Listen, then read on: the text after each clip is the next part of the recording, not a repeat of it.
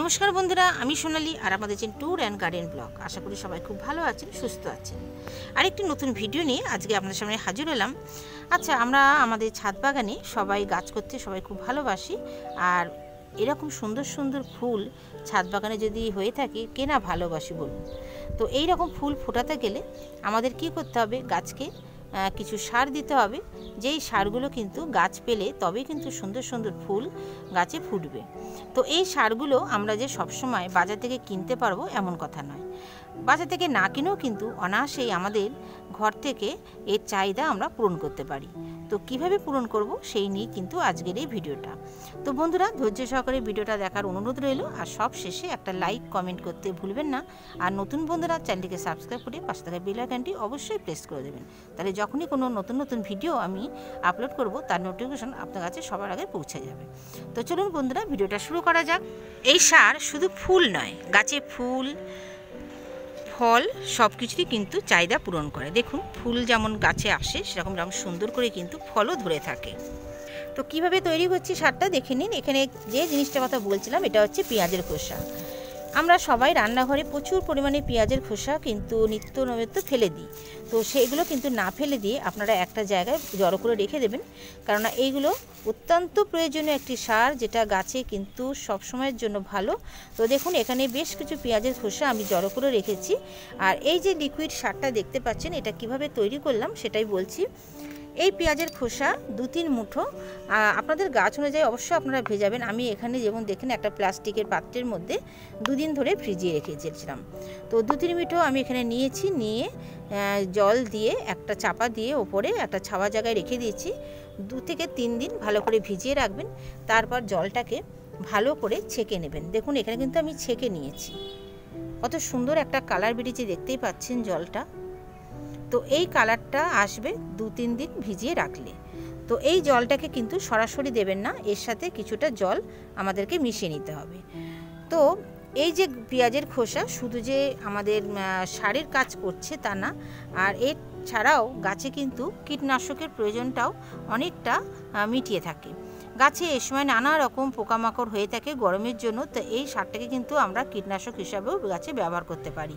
আপনারা এরকম জলটা ছেঁকে স্প্রেয়ার বোতলে নিয়ে ভালো করে সমস্ত গাছে যদি সন্ধ্যের দিকে স্প্রে করে দেন, তাহলে কিন্তু অনেক পোকামাকড়ের হাত থেকে গাছ রক্ষা পাবে।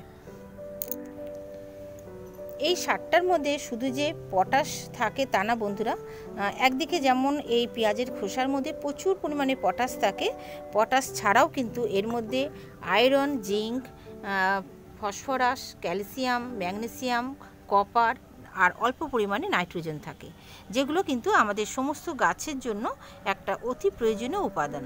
তো এই সমস্ত উপাদান কিন্তু আমরা এই পেঁয়াজের খোসার মধ্যে পেয়ে থাকি। তো এই পেঁয়াজের খোসাটাকে আপনারা না ফেলে দিয়ে এরকমভাবে ভিজিয়ে রেখে 2 দিন লিকুইড সারটাকে ভালো করে ছেঁকে নেবেন। জলের সাথে ছেঁকে নিয়ে এই জলটাকে 1 গ্লাস যদি এরকম জল নেন, তার সাথে আরও 1 গ্লাস জল, প্লেন সাদা জল মিশিয়ে তবে আপনারা গাছে প্রয়োগ করবেন। এছাড়াও এই জলটাকে আরও একভাবে প্রয়োগ করা যায়। আপনারা স্প্রেয়ার বোতলে নিয়ে ভালো করে গাছে স্প্রে করতে পারেন, যা একদিকে যেমন কীটনাশকের কাজ করবে, অন্যদিকে কিন্তু গাছের পাতাতেও এগুলো যাওয়ার ফলে যে পটাশের চাহিদা সেটা কিন্তু সুন্দরভাবে পূরণ হবে। তা লিকুইড হিসেবে দিলে সত্যি খুবই ভালো, সেটা আরও তাড়াতাড়ি করে গাছ নিতে পারে।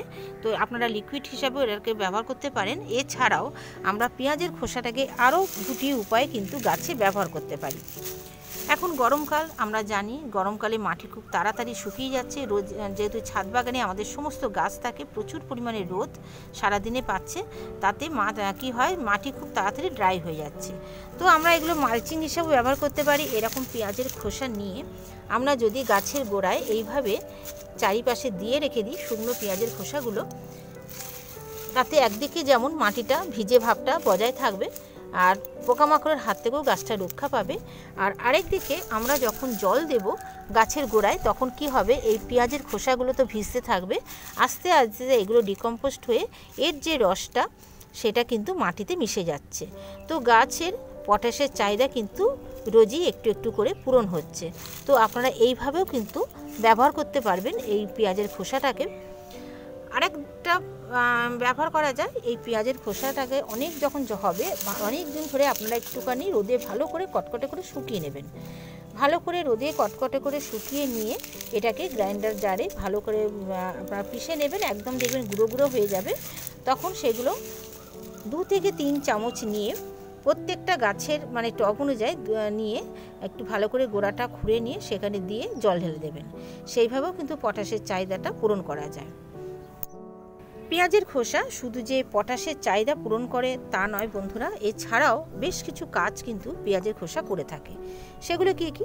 সেগুলো হচ্ছে গাছে অল্প পরিমাণে নাইট্রোজেন যোগান দিচ্ছে, এছাড়া গাছের ফুল ফলের বৃদ্ধি ঘটাচ্ছে, প্রচুর পরিমাণে ফুল আনতে সাহায্য করছে, ফল বড় হতে সাহায্য করে। এছাড়াও গাছের শাখা পোশাক আর বৃদ্ধি করতেও কিন্তু এই পেঁয়াজের খোসা খুবই গুরুত্বপূর্ণ একটি সার হিসাবে ব্যবহার করা হয়। তরল হিসেবে ব্যবহার করলে খুব তাড়াতাড়ি গাছ কিন্তু এটা নিতে পারে। পেঁয়াজের রসটাকে মানে খোসার যে জলটা, ভেজানো জলটা যখন আমরা ছেঁকে নেবো, এই যে ভেতরে যে কম্পোস্টটা রয়ে যাচ্ছে, ভেজানো পেঁয়াজের খোসাগুলো রয়ে যাচ্ছে, বন্ধুরা এগুলো ফেলে দেবেন না। এগুলো আপনারা কম্পোস্ট বিনে ফেলে দিতে পারবেন, তার মধ্যে ঢেলে দিলে সেগুলো আস্তে আস্তে কিন্তু কম্পোস্টে পরিণত হয়ে যাবে। তো পেঁয়াজের কিন্তু কোনো অংশই দেখুন ফেলা যায় না। আমরা যেমন একদিক দিয়ে শুকনো খোসা শুকনো করে গুঁড়ো করে ব্যবহার করতে পারছি, তারপরে লিকুইড হিসেবে ব্যবহার করতে পারছি, গাছে কীটনাশক হিসেবে ব্যবহার করতে পারছি। এছাড়া এইভাবে পেঁয়াজের খোসাটাকে গাছের গোড়ায় দিয়ে একদিকে যেমন মালচিং করছি, অন্যদিকে দেখুন এই যে দেওয়ার পরে আমরা যদি এইভাবে জল দিতে থাকি তাহলে এই যে ভিজে যাচ্ছে, আস্তে আস্তে কিন্তু গাছে পটাশের চাহিদাটা পূরণ করে দিচ্ছে। আর লিকুইড সারটা যেটা বললাম, লিকুইড সারটা ধরুন এই যে আমি হাফ গ্লাস লিকুইড সার নিয়েছি পেঁয়াজের খোসা, তার সাথে কিন্তু আমি আবার হাফ যে জায়গাটা পূরণ করব সেটা হচ্ছে প্লেন সাদা জল দিয়ে। তার মানে 1:1 এই অনুপাতে কিন্তু আমাকে এই সারটাকে নিতে হবে। দেখুন একটু হালকা করে নিলাম, তো এইটাকে আমি এইভাবে দিয়ে দেবো। প্রত্যেকটা টবে যদি এইভাবে আপনারা ব্যবহার করেন, দেখবে আপনাদের গাছ কিন্তু ফুল ফলে ভরে থাকছে, কেন প্রচুর পরিমাণে পটাশ থাকে এই পেঁয়াজের খোসায়। আর গাছের পটাশের চাহিদা সবসময়ের জন্য কিন্তু প্রয়োজনীয়। তো বন্ধুরা, যারা গাছ ভালোবাসেন, বাগান করতে ভালোবাসেন, তারা অবশ্যই কিন্তু এই পেঁয়াজের খোসাগুলোকে ফেলে দেবেন না, আপনারা সংগ্রহ করতে থাকুন। সেগুলোকে এইভাবে জড়ো করে আপনাদের গাছে ব্যবহার করুন। আর গাছ দেখবেন সুন্দরভাবে একদম ফুলে ফুলে ভরে গেছে, সেরকম ফলও গাছে ধরেছে। ফল গাছে সমস্ত গাছে আপনারা এই খোসাটাকে ব্যবহার করা যাবে।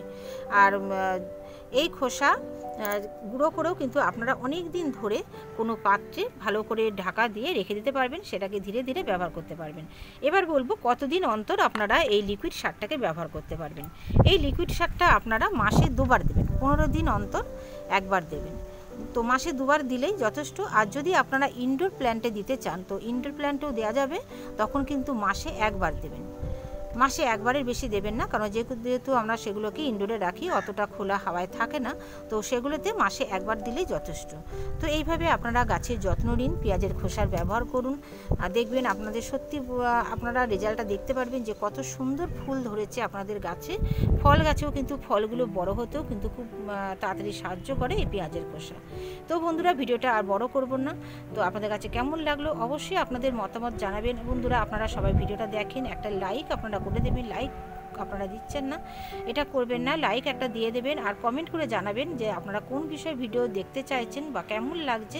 অবশ্যই আমি চেষ্টা করব আপনাদের সেই সব ভিডিও তুলে ধরার জন্য। তো সবাই খুব ভালো থাকবেন, সুস্থ থাকবেন, দেখা হচ্ছে পরবর্তী ভিডিওয়। নমস্কার বন্ধুরা।